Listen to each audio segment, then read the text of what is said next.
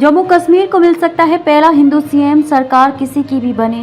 जम्मू कश्मीर विधानसभा चुनाव में मतदाताओं ने 3 चरणों में अपना जनादेश दर्ज कर दिया है। मंगलवार को तीसरे और आखिरी चरण की वोटिंग संपन्न हुई। 8 अक्टूबर को मतगणना होगी। तीसरे चरण में मंगलवार को 7 जिलों के 40 विधानसभा सीटों पर 66.56% वोटिंग हुई। तीसरे फेज में वोटिंग परसेंटेज पहले और दूसरे फेज से जार रहने का सीधा मतलब कुछ निकलता है, जिसे समझना होगा। पहले फेज में 61.38% और दूसरे फेज में 57.31% मतदान हुआ था। तीसरे फेज की 40 सीटों में से 24 जम्मू डिवीजन और 16 कश्मीर घाटी की हैं। मतलब साफ दिख रहा है कि जम्मू रीजन में जमकर वोटिंग हुई है। इस तरह इस बार जम्मू कश्मीर में जो माहौल बन रहा है, उसके आधार पर ये कहा जा सकता है कि इस बार मुस्लिम बहुल जनसंख्या वाले इस केंद्र में शासित प्रदेश को हिंदू सीएम मिल सकता है।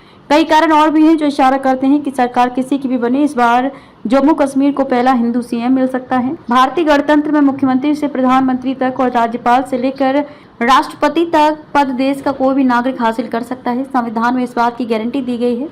यही कारण है कि देश में राष्ट्रपति जैसे सर्वोच्च पद पर 2 बार देश के अल्पसंख्यक मुस्लिम हासिल कर चुके हैं। देश के कई राज्यों में मुस्लिम अल्पसंख्यक होने के बावजूद सीएम बन चुके हैं। महाराष्ट्र, बिहार और बंगाल आदि में मुख्यमंत्री पद पर सीएम पद संभाल चुके हैं। इसी बात को आधार बनाकर जम्मू कश्मीर के विधानसभा चुनावों में इस बार जम्मू क्षेत्र में हिंदू मुख्यमंत्री का मुद्दा जोर पकड़ लिया है। जम्मू कश्मीर जो राजनीतिक हालात बन रहे हैं, उसमें कोई भी पार्टी चुनाव जीते, इस बार ऐसी परिस्थितियां बन रही हैं कि यहाँ का मुख्यमंत्री कोई हिंदू भी बन सकता है। आइए देखते हैं कि वो कौन से कारण हैं जिसके आधार पर ये बात कही जा रही है। सज्जाद लोन इंजीनियर राशिद के भाई जम्मू कश्मीर के निर्णायक फेज के फाइटिंग फैक्टर और बड़े फेज 1947 में भारत संघ में शामिल होने से लेकर 5 मार्च 1965 तक जम्मू और कश्मीर के मुख्यमंत्री को प्रधानमंत्री के नाम से संबोधित किया जाता था। न्यायमूर्ति मेहरचंद महाजन को छोड़कर जो जम्मू कश्मीर के पहले प्रधानमंत्री थे, बाकी सभी प्रधानमंत्री घाटी से थे और मुस्लिम थे।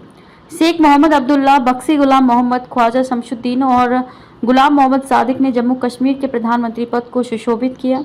बाद में प्रधानमंत्री का पद मुख्यमंत्री में बदल दिया गया और सदर ए रियासत राष्ट्रपति को राज्यपाल का नाम दे दिया गया। इस बड़े परिवर्तन के बाद जम्मू कश्मीर के सभी मुख्यमंत्री एक तो मुस्लिम हुए और दूसरे कश्मीर घाटी से ही हुए। केवल गुलाम नबी आजाद ही एकमात्र ऐसे थे जम्मू के डोडा जिले से आते हैं। नए परिसीमन के बाद जम्मू कश्मीर में पहली बार चुनाव हो रहे हैं। कुल 90 सीटों पर विधानसभा के चुनाव होने हैं। इनमें 47 सीटें कश्मीर में हैं, जबकि 43 सीटें जम्मू में हैं।